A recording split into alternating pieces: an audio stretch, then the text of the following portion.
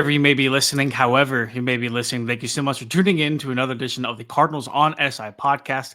My name is Donnie Druin, joined every week by my main squeeze, Richie Bradshaw. Before we get into the nitty gritty, go to comment, like, subscribe to the channel and to the video. It definitely does help. Thank you for all the support. Follow Richie on Twitter at RichieBrads36. Follow me on Twitter at Don Druin. Richie, today we are talking Myles Garrett, one of the NFL's best, not even defensive players, just best players in general. Officially submitted a trade request this offseason. We'll get into whether or not we actually think he'll be traded, whether the Cardinals are a landing spot, and if we do think that the Cardinals should pursue him. Spoiler alert, definitely should. But before we get into all that, Richie, how are you, brother? I'm good. It's a beautiful Thursday afternoon. I don't know about you. The last couple of days have been so warm that I had to turn my AC on, which I'm not a fan of. Right now, we're chilling, but oh my God, Donnie, the 80-degree weather came out of nowhere. And normally I welcome it, but when I don't have my AC or my heat on, I prefer that I'm comfortable in my house. No, 100%. Have you tried opening windows at all? Like, do you only resort to AC? Yes. Or? Oh yeah, no. I have all my windows open and all that good stuff. So I got a new roommate that I have to account for. So I got to keep the house little bit warmer just to be polite. But, that's okay. Such is life. Shout out to him. Such is life. Shout out Curry. That's right. So we're chilling over here. NBA deadline just passed as we are recording it. Been a very interesting couple of days to cover the Phoenix Suns. If you want to check out that work, sl.com/NBA/Suns.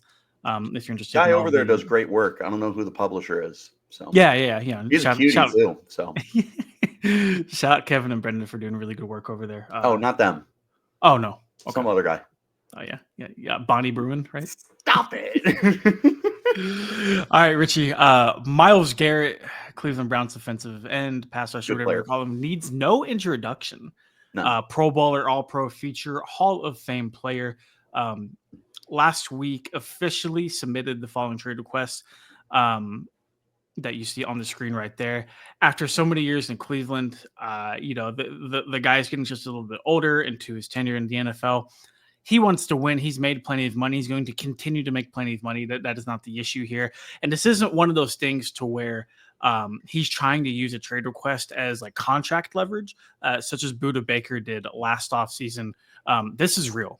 Myles Garrett does not want to be with the Cleveland Browns. There's no fine print here. What you see is exactly what he wants. It's not about staying in one place. It's not about money. Bro wants a ring. He does not feel like Cleveland gives him the opportunity to get that. And right, wrong, or indifferent, because I'll tell you, when I read this, I was like, that's going to rub a lot of fans the wrong way. Dude knows what he wants. Since he was a kid, he knows what he wants. And at this point in time, he's going to go get it. And when you get later into your career, we see this all the time, that guys go what we call, quote unquote, ring chasing. And that's what Garrett wants to do right now. He's made his legend and his legacy with Cleveland. They may be mad about it right now, and they deserve to be mad about it. But 10, 15, 20 years from now, they're going to be talking about Garrett as arguably the greatest Cleveland Brown ever, or at least since they came back to Cleveland in 1999. No, definitely agree. I think if you look at the current trajectory of the Browns, it doesn't exactly meet his standard, and it doesn't look like they're going to be competing for a Super Bowl anytime soon. Could be wrong. We have seen crazier stuff in the NFL, but it's just like taking a step away and looking at the big picture of what's going on in Cleveland right now. Myles is not going to get a ring there, not at least not in the near future, which kind of brings me to our first talking point that we're going to establish as we kind of move through this episode is, do you think they will actually trade Myles Garrett? But before we can get into the Cardinals talk, and if he's a good fit here, or if he would want to come here, do you think they would trade him? Yes, 100%. I don't see Garrett as the kind of guy who would hold out, or if you got to a point in the season or the offseason, where he still wasn't traded, I don't see Garrett as a guy who's like, oh, I'm just going to sit out the whole year. I'm not going to play. I do think he's going to play hardball, and I do think that he's going to do whatever he can to get the Browns' attention. and kind of get that thought in their mind. But if you got to that point, he doesn't seem like the Le'Veon Bell type who is willing to sit out a year. But Son Reddick too. right, but that doesn't mean that Cleveland should be confident that he's going to play for them. Like it's this weird double-edged sword kind of thing. But instead of money that Le'Veon and that Reddick were focused on, Garrett wants to go to a contender. Now, something that could really work in the Browns' favor is sure, a contender is not going to get you a top 5 draft pick or top 10 or top 15 more than likely. If he's going to Kansas City, Buffalo, Philadelphia, San Francisco, the Rams, whoever it is that is paying for him, yeah, you're probably not going to get a high draft pick, but you're going to get a lot of capital in return. So sure, maybe you don't get 3 picks inside the top 10 over the next 3 years, but you might get 3 first-round picks, a handful of second-round picks, a couple players in return, because those are teams that are ready for a Super Bowl run. And if Garrett's a piece to put them over the top, then Cleveland has a lot of leverage to say, how bad do you want to get a ring? Yep, 100%. And they've already publicly, they being the Browns, have already publicly came out and said that they are not going to trade Myles Garrett. And of course you do. That's Of course posturing, you do. right? Yeah. Like you gain nothing from coming out and saying, "All right, we're all ears of Myles Garrett." You got to keep the price as high as possible, at least from a front office perspective. I think I would agree with you. I do think the Browns do end up trading Myles Garrett. That just feels like a situation where like there's really nothing you can reconcile because like you can't change the course of your trajectory moving forward into the future. You can't change that in one offseason. Like you are Right. not going to change his mind on this being a Super Bowl team by doing X, Y, or Z in free agency, right? And like it's kind of like you're eating crab rangoons as like an appetizer just for like so long. It's like, man, that orange chicken looks really good over there, man. Mm-hmm. Crab rangoons are really good, but orange chicken's waiting, brother. That entree is waiting, and you only get so much time before the dinner gets cold. You feel? Right. And honestly, I think you need to end this on a high note. I understand the wording of that statement. I already said I feel like that rubbed fans the wrong way. I don't think the intention was to rub fans the wrong way. But if Mhm. you start getting down the road where Garrett's got to play hardball, that's going to end very, very badly. And it's going to ruin the taste in Cleveland Browns fans' mouth for a little while about the departure of Garrett. I think you need to do a very nice send off for him and make him happy because at the end of the day, he did a lot for Cleveland. Defensive Player of the Oh, for Year, sure. NFL record for consecutive 14 sack seasons. I mean, this dude has been unstoppable. He lived up to being the number 1 pick, and then even more so than that. Yep. If you did a 2010 redo of every single draft, so from 2019 to 2010, he's like the second pick after Mahomes. I don't know who else I'm taking over him. Well, he's kind of in that like Joe Thomas category for me, to where like Mm-hmm. for as up and down as that franchise and that team has been, like things have been better for Cleveland within the last Compared to few years. Joe, Joe never went to the playoffs. Well, like Miles was like not just one of the best at his position, not just like a great Cleveland Brown. Like he was one of the best players in the NFL, and he's been dominant for so long. He stayed so loyal to Cleveland for a very long time. When I'm sure there were opportunities for him to maybe like sign elsewhere, or, like Yeah. go elsewhere. And that's why they should honor this. He's been very faithful to you. He's an all-timer. It doesn't matter where he goes. You know what? It's kind of like Charles Woodson when he goes to Green Bay and he has this great career. But at the end of the day, the majority of people, if you don't take Raiders fans or Packers fans into account, I think a lot more people consider Charles Woodson to be a Raider, and he won a ring with Green Bay. So Garrett could go on. Name a team for me. Just give me a team. Niners. Garrett could go on to play 7 years with the 49ers, get another Defensive Player of the Year, a Super Bowl ring. But at the end of the day, the vast majority of people, if you don't include 49er fans, you don't include Browns fans, most of us are going to remember Garrett with the Browns. Oh, for sure. That's I just what don't he think is.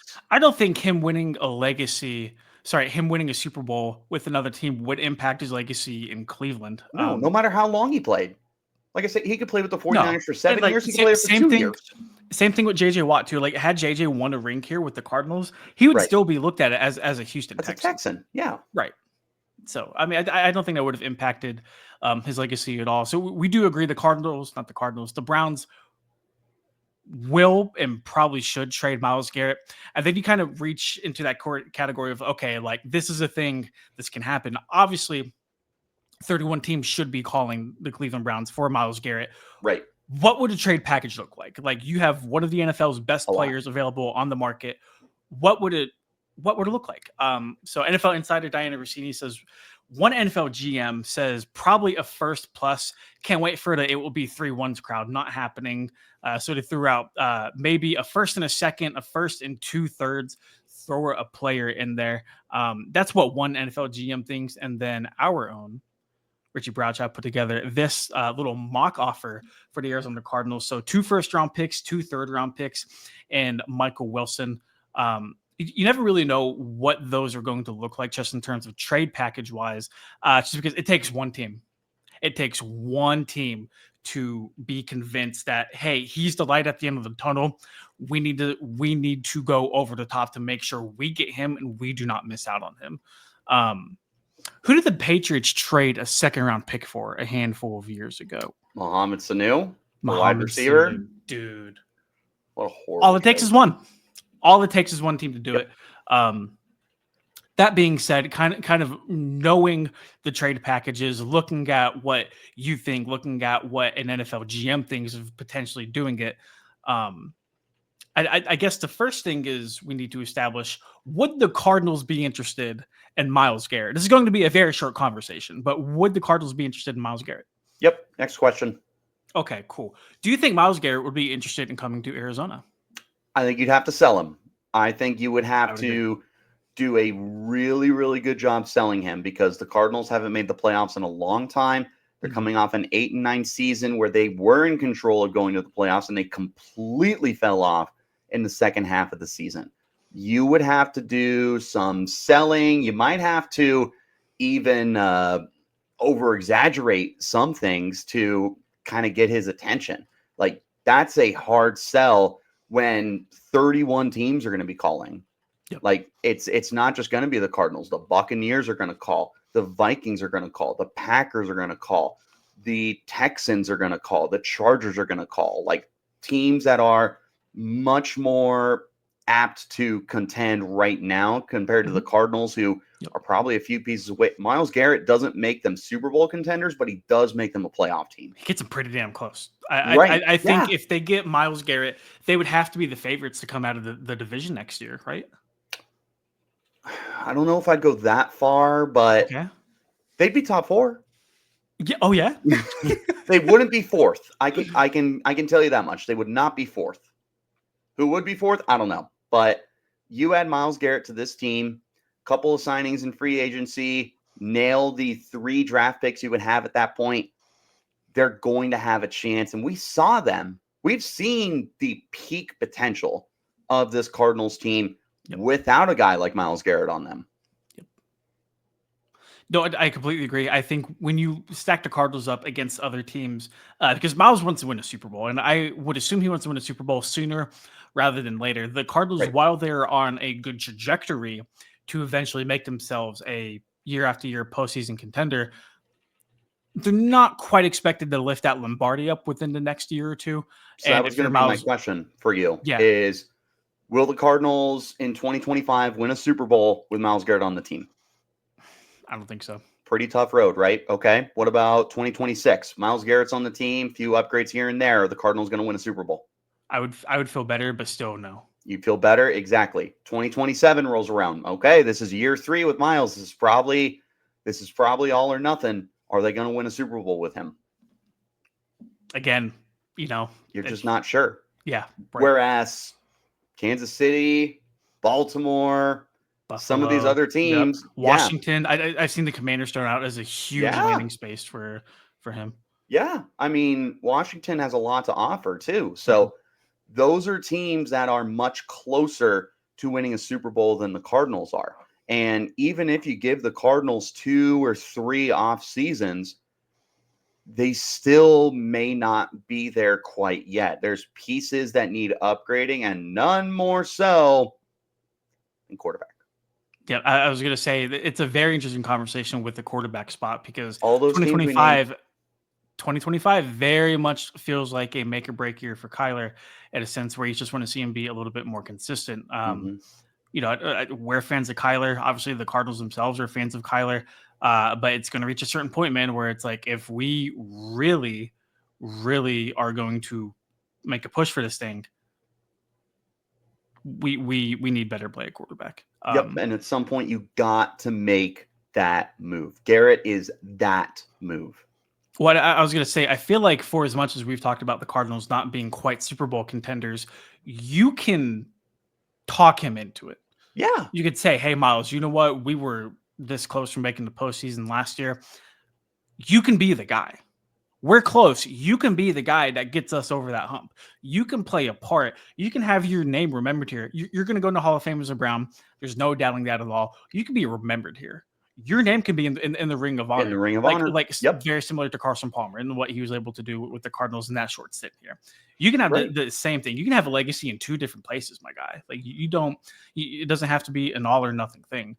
Arizona is a wonderful place to live. I mean, there's a lot to like just about the lot location. Of nice golf courses. The trajectory of the team seems to be going up. The Cardinals have both the cap space and the draft picks, both now and in the future, to make a deal work too. So I don't think it's completely out of the realm of possibility. Realistically, do the Cardinals get Myles Garrett in a trade? Probably not. Probably not. But if you're general manager Monty Austin, you have to pick up the phone. You have to be the squeaky wheel that eventually gets the oil.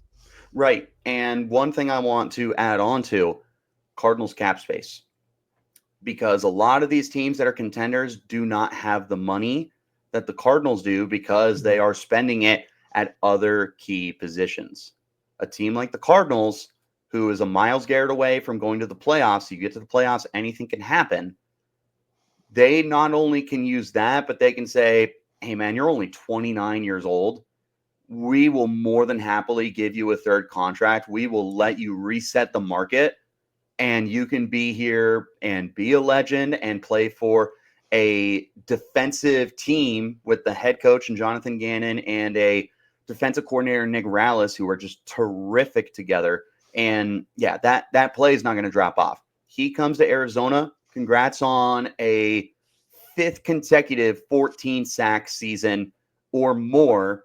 Congrats on another first-team All-Pro. Congrats on another top 3 finish with Defensive Player of the Year. Nothing changes for him except he has the potential to contend for a ring, and Arizona can pay him even more than what he signed recently. Like, you want to reset the market, Nick Bosa's getting paid $35, we'll make you $40 million a year. And we're not even gonna think about it. We will happily do it. You want 45? Sure. That's a slam dunk Hall of Famer. He might be one of the 10 best pass rushers ever right now, let alone by the time he retires. Yeah, blank check.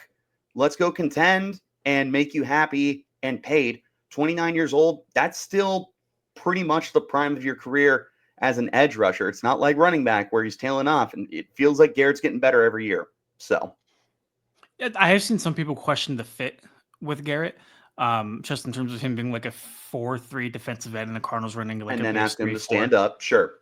Well, like it wouldn't be that. I mean, like it's 2025. Like we need to get out of a lot of the base, like 3-4, 4-3. Most teams run nickel as their base. Like it's, Right.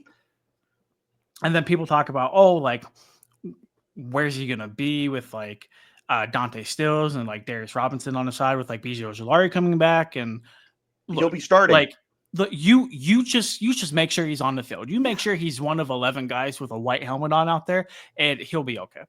He'll be fine. And if there's anybody who knows how to use an edge rusher, it's going to be Jonathan Gannon and Nick Rallis. Exactly. And that's one of the reasons why that's a really good ploy for the Cardinals, is they can look at Garrett and go, look, man, it might take us a year or two to get there, but you're still going to be one of the best players in the league, and you are going to instantly make us a better contender. We can get to the playoffs. We can win this division with you on this team. And once we get there, anything's possible. I have seen Von Miller will a Denver Broncos team to a championship.